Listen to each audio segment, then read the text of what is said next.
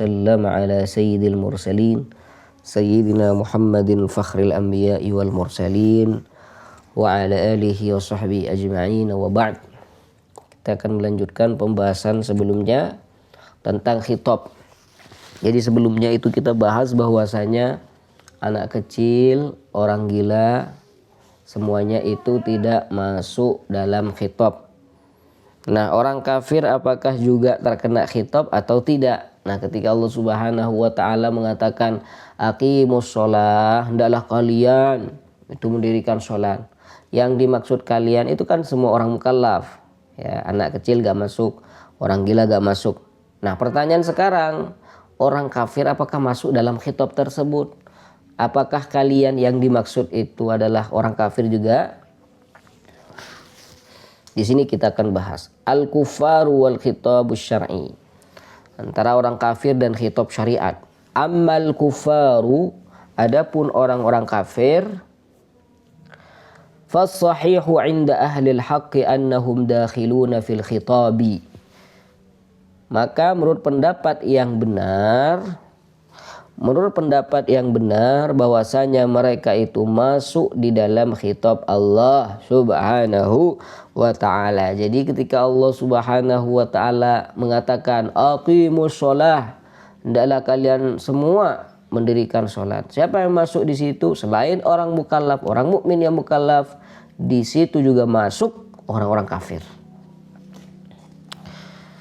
Allah bi jami'i furu'i syariah, semua kewajiban yang ada di dalam syariah orang kafir di situ masuk. Jadi orang kafir itu punya kewajiban sholat, orang kafir punya kewajiban zakat, orang kafir punya kewajiban puasa, haji dan yang lainnya. Fahum mukhatabuna biha ma'antifa'i syartiha wa huwa al-Islam. Jadi mereka itu orang-orang kafir terkena khitab Allah Subhanahu wa taala. Mereka itu masuk di dalam firman Allah Subhanahu wa taala aqimus shalah, walaupun mereka itu tidak Islam.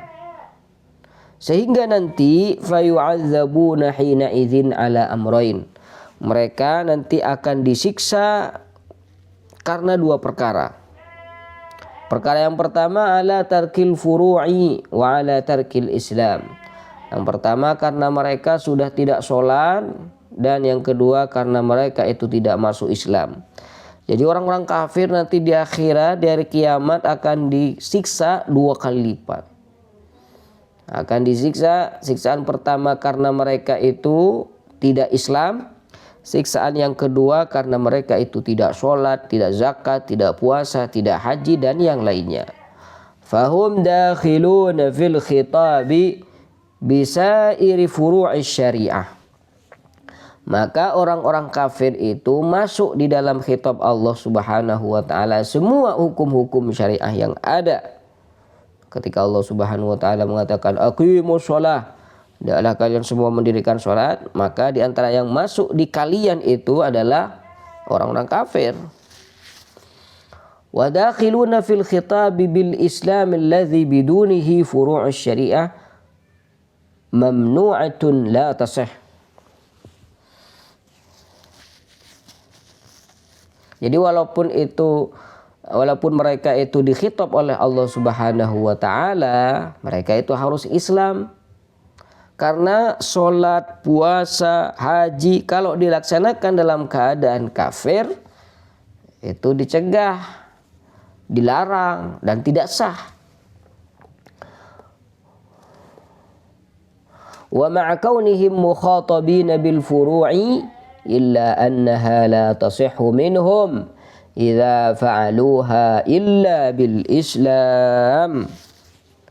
Walaupun mereka semua itu dikhitab oleh Allah Subhanahu wa taala dengan furu' syariah, mereka dikhitab dengan salat, mereka wajib puasa, mereka wajib haji dan yang lainnya, hanya saja ibadah-ibadah tersebut itu tidak bisa sah dari mereka kecuali mereka melakukannya dalam keadaan Islam. Jadi orang-orang kafir yang ingin sholat maka hendaklah masuk Islam terlebih dahulu. Orang-orang kafir yang ingin puasa hendaklah masuk Islam terlebih dahulu.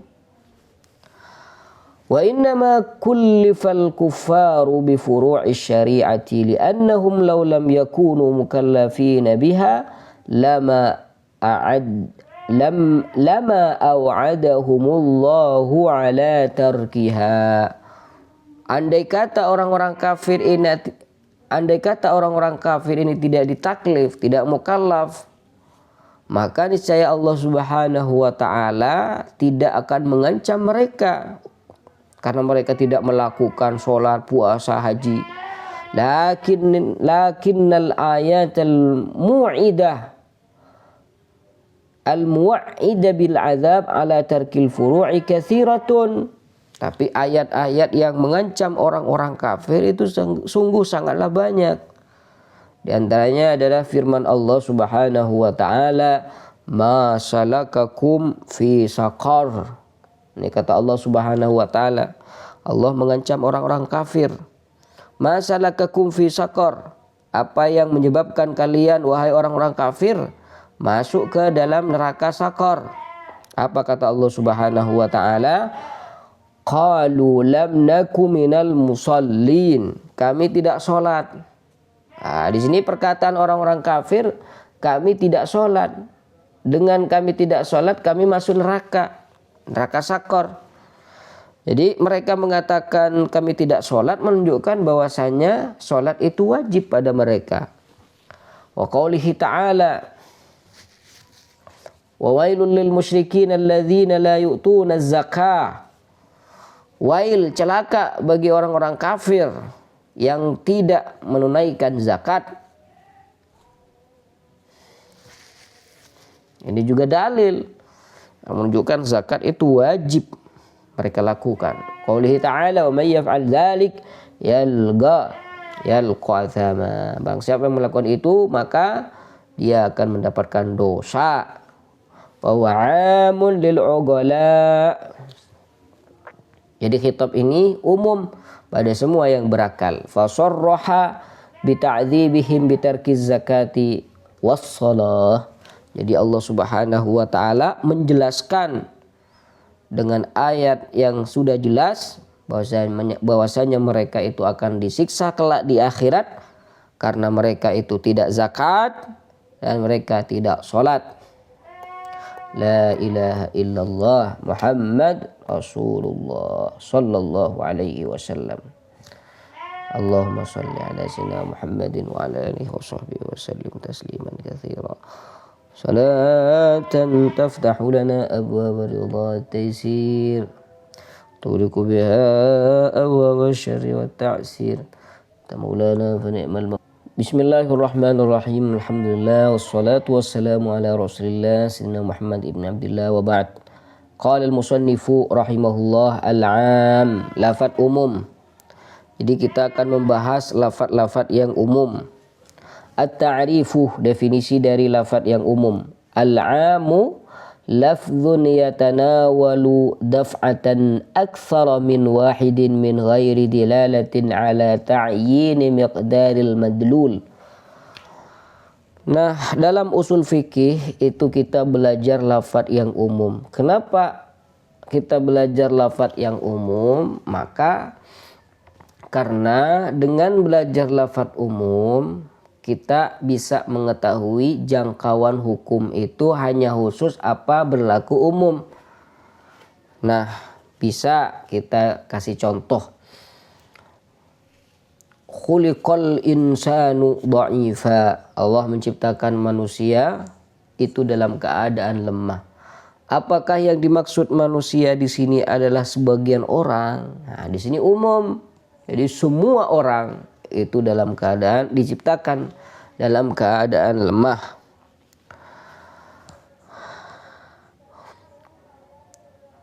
Al-'amu yang dikatakan dengan lafaz am adalah lafdzun yatanawalu daf'atan aktsara min wahidin min ghairi dilalatin ala ta'yini miqdaril madluli. Nah, saya langsung kasih contoh. Misalkan ada lafaz ja'at tullab. Ya, ja'at tullab. semua santri itu datang. Ya, ja'at tulab. Semua santri itu datang. Nah, apa yang dimaksud semua santri di sini? Yang dimaksud semua santri di sini adalah tanpa terkecuali. Dengan begitu lafadz at-tullab ini diucapkan, maka langsung mencakup keseluruhan. Lebih dari satu orang. Dan di sini ja'at tullab berapa orang? Min ghairi dilalatin ala ta'yin. Tanpa menentukan berapa orang yang ada di tulab di sini. Bisa 3, bisa 4, bisa 5. Bahkan bisa 1000, bisa 1 juta. Wa aktsaru min dzalika an taqul, dan lebih simpelnya bisa antum katakan al-amu ma amma syai'aini fasa'idan min ghairi hasrin. Yang dimaksud dengan lafadz am adalah lafadz yang mencakup 2 perkara ataupun lebih tanpa ada batas.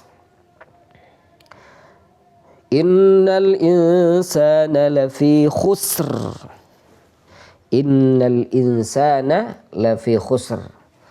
Sesungguhnya manusia itu ada dalam keadaan rugi.